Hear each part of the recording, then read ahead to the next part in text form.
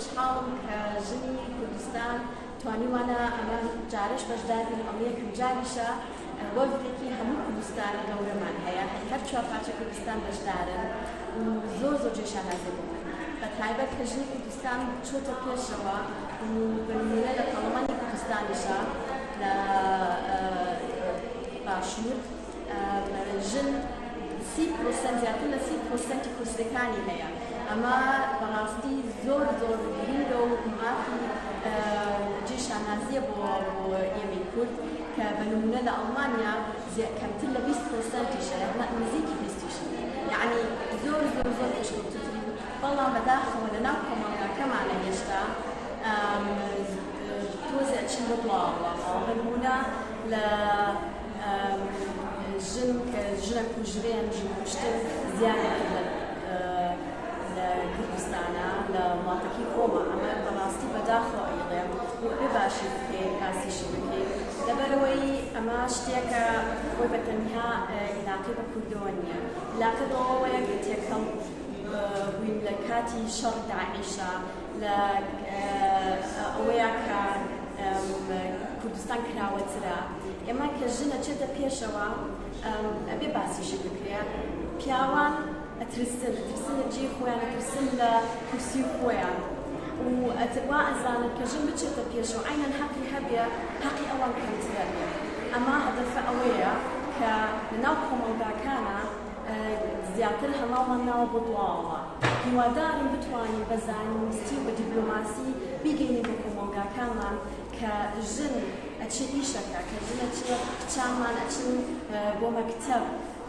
کولێ خوێنن شەهادەیان چەند بەرزتر بێ ئەمە باشترە بۆ میلەتەکەمان ئێمە لە کوردستان مشکلەی ئەوەشمان هەیە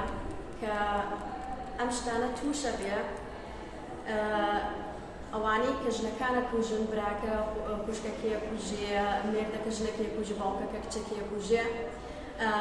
جەزا ناکرێن یاساکەمان هەیە یاساکە تایبەتە و ئەژڵێ مەمنوعە بەڵام کە یاساکە هەیە کەس نییە بە دوایەوە بێ بەکاری بێنێ پۆلیسەکانمان ئەبێت تەمرینێکی چاکیان بکرێت کە ئەم کێشانەی عایلەیی و خێزانیەتە بەردەمیان ئەم کێشانیەتە بەردەمیان ئەبێ بە تایبەتەوە بچن بۆی نەک وەکو لە محکەمە کە بەشی کۆمەڵا هەیە مشکلەیەک هەیە ئەڵێن دانیشە لای ڕاست لای چەپ یەکی 5 دقیقە قسە بکەن دەی ئێستا ئاش بنەوە بە زۆرە بێ ئاش بنەوە و لای ئێمە وشەی عەیبە زۆر بەکارێت بە وشەی عەیبە ئێمە یاسامان سفر کردووە لەبەرەوە زۆر گرنگە ئەو یاسا جوانی هەمانە پەرلەمانی کوردستان لە 2008ەوە زۆر شتی بردە پێشەوە لە 2008ەوە بۆ مافی ژن ئەوەنە یاسا دروست بڵین کراوە و بەڵام بەکار نایێت لەبەرەوە تکایە لێرەیە ئەگەر ئەمانە بچینە پێشەوە ئەبێ لە یەکێکیان یەکەمیان محکەمەکان بەدوایەوە بن بەشی کۆمەڵا بەدوایەوە بێ لەگەڵەوەشە پۆلیسەکانیشمان شوتەکان و مرۆڤەکانمان وا تەمرینیان پێ بکەین کە بەجددی بیگرن لەم کۆنگرەی جیهانی ژنانە لە تونیسە کە بەشداری لە لای منەوە دووشت زۆر گرنگە یەکەمیان بیگەینین بە جیهان کە ئێمەی کورد و بە تایبەت ژنی کورد چەند ئازایە و چەند زیرەکە و چەند بەقۆتە یعنی ئەم ئێش و ئازایە و ئەم مشکلانی کە هەمانە و بە تایبەت ئێمەی کورد کە چوار کارچەوە بەش کراوی چوار وڵاتەوە هەرێکە ئێش و ئازایەکی خۆی هەیە لە هەموو وڵاتێک بەڵام لەگەڵ ئەوەشە لە هەموو وڵاتەکانە لەگەڵ هەموو شەڕەکانە ژن بوو کە ئازا بوو لە ژێپێژەکانەوە ژنی پێشمەرگە لە شەڕا بوو چەکیان گرتە دەستی خۆیان و لەگەڵ ئەوەیە گرنگە بەڵام بژڵین مشکلەکانمان لەکوایە کێشەکانمان لەکوایە چون نابێ بیشارینەوە ئەگە بیشارینەوە چارەسەر ناکرێت یەکێکیان خەتەنەکردنە لە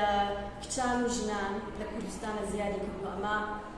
شتێکی کوردی نیە و ئەمە کولتوری کوردی نییە بەڕاستی بێ باسی بکرێت چارەسەری کرێت دومینیان وەکو باسمان کرد ژن کوشتن زیادی کردووە ئەمە بەڕاستی ئەبێ هەموومان پێمان ناخۆش بوو بشترسین لێ